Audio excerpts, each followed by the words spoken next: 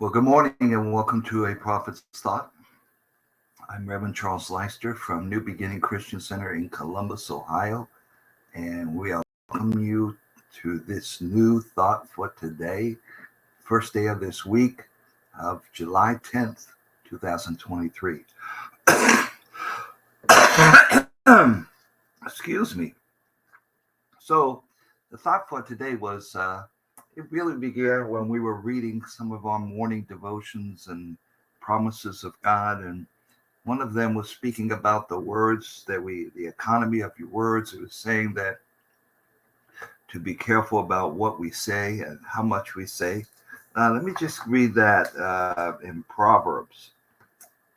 In Proverbs, it says, sin is not ended by multiplying words, but the prudent hold their tongues. The one who has knowledge uses words with restraint, and whoever has understanding is ever even tempered. Even fools are thought wise if they keep silent, and discerning if they hold their tongues. So the thought for today, that was from Proverbs, and it was Proverbs 10 and 19, 17, 27 to 28. We see there that it was talking about our words, uh, that the multiplying of words, speaking a lot, and the thought was sharing there that when we speak a lot of words, that we're not uh, doing ourselves any favor by those multiplying of words, thinking that we are intelligent or we know a lot. But it's really revealing that we are fools, that in using a multiplying of words, uh, we're speaking a lot that is not helpful, and so it speaks that it's important that a prudent man is one who restrains his words.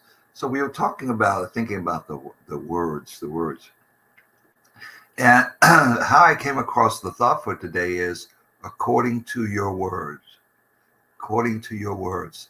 How that come across is after we finished our devotion this morning, Pastor Ann was praying for a condition in her, that her knee was bothering her, and she was praying, asking God for complete healing and restoration of her need, and she was speaking words, and excuse me.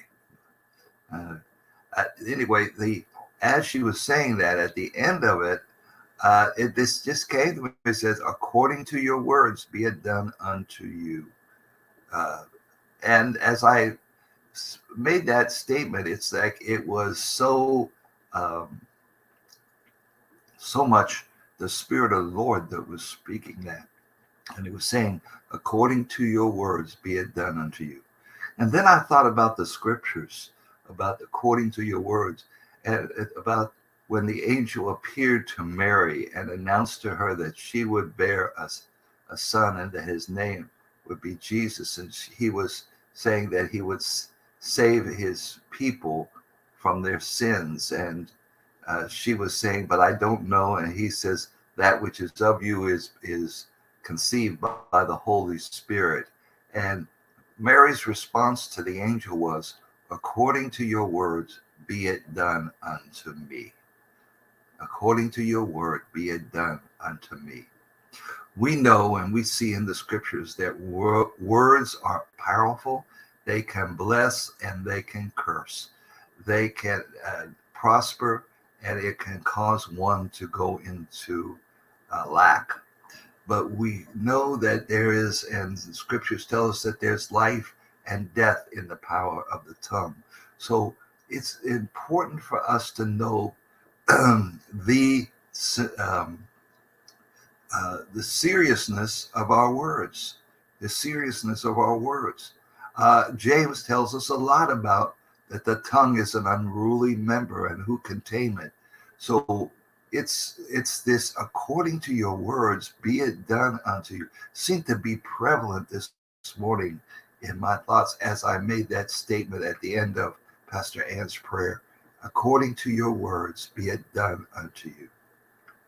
And so, as I was thinking on that, and I began to search the scriptures for for references that regard according to your words, and just had a few here, but the main one is in First Kings, the 3rd chapter. But let me give you a few before that. One was in Joshua 2:21. This was the account where the spies were sent by Joshua into Jericho to search out the city, to spy it out, to see what its situation was, what its condition was.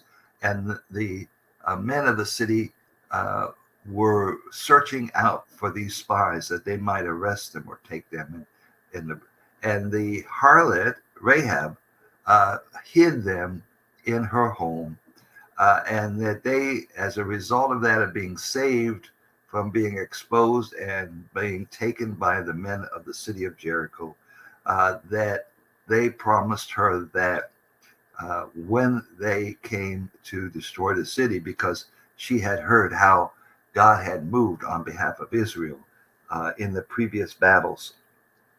And they said that she and her whole household would be saved. And here was her response in Joshua 2:21. And it says, then she said, according to your words, so be it. And she sent them away, and they departed. And she bound the scarlet cord in the window, as was instructed.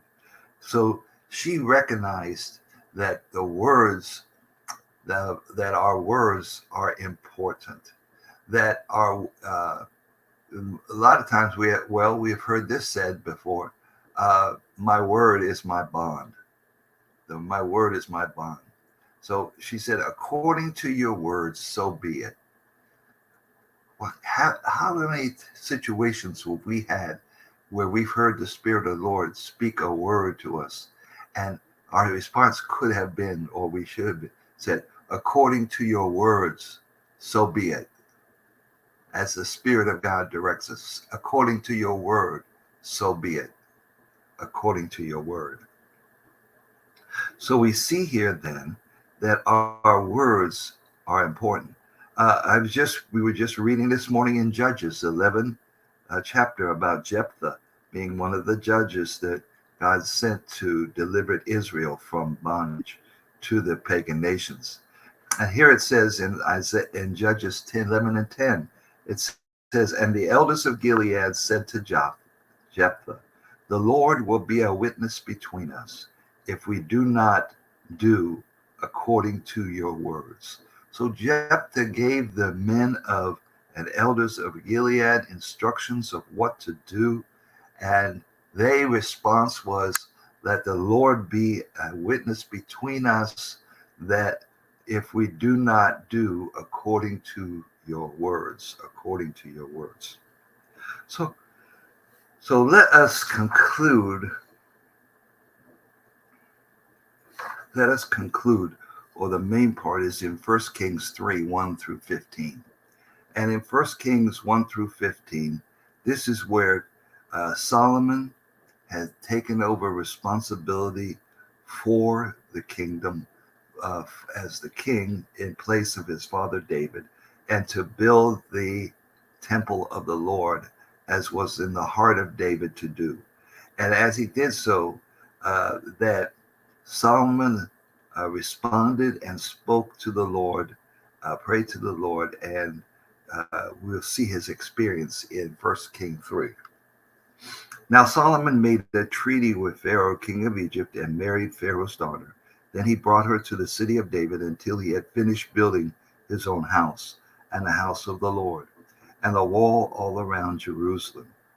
Meanwhile, the people sacrificed at the high places because there was no house built for the name of the Lord until those days.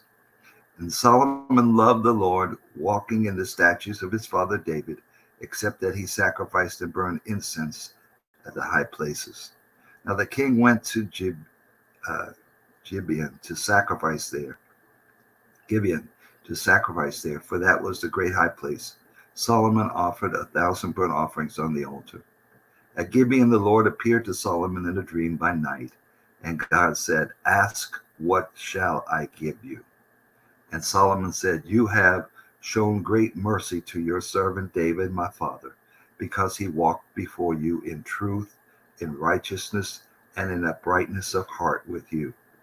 You have continued this great kindness for him, and you have given him a son to sit on his throne, as it is this day. Now, O Lord my God," this is the words of Solomon. "Now, O Lord my God, you have made your servant king instead of my father David, but I am a little child. I do not know how to go out or come in. And the servant is in the midst of your people, whom you have chosen, and your servant is in the midst of your people, whom you have chosen, a great people, too numerous to be numbered or counted. Therefore, give to your servant an understanding heart to judge your people, that I may discern between good and evil. For who is able to judge this great people of yours?"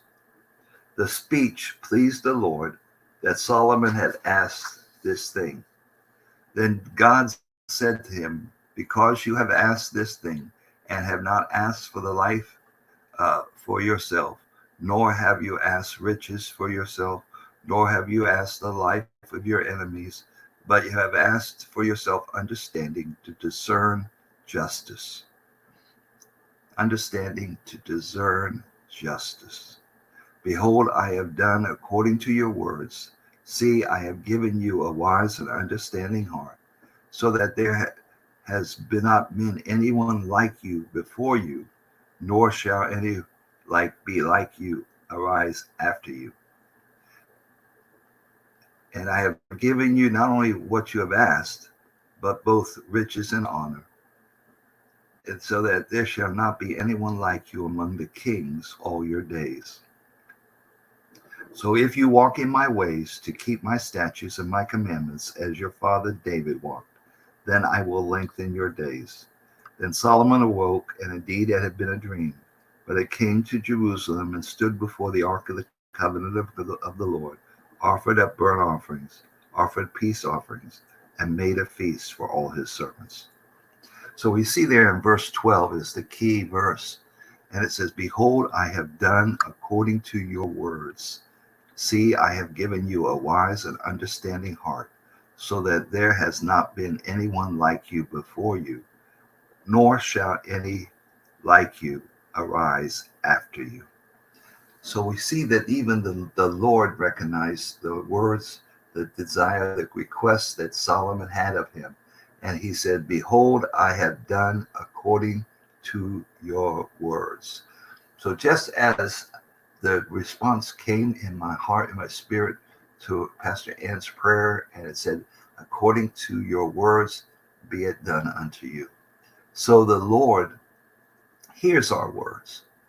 We need to understand that and have a sense of the economy of our words, that when we have situations, we need to take a moment to think about what we're going to ask for, how we're going to ask for it, when we're going to ask for it, and what we're going to ask for.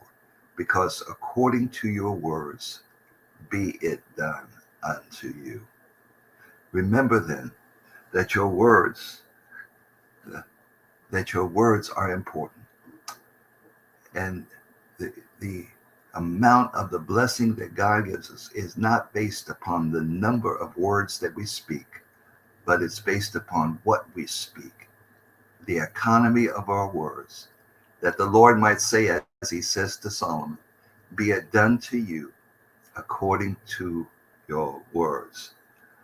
Or he says, "I have done according to your words." So that's the thought for today, according to your words. May God bless you and keep you, and we will see you on later this week. God bless.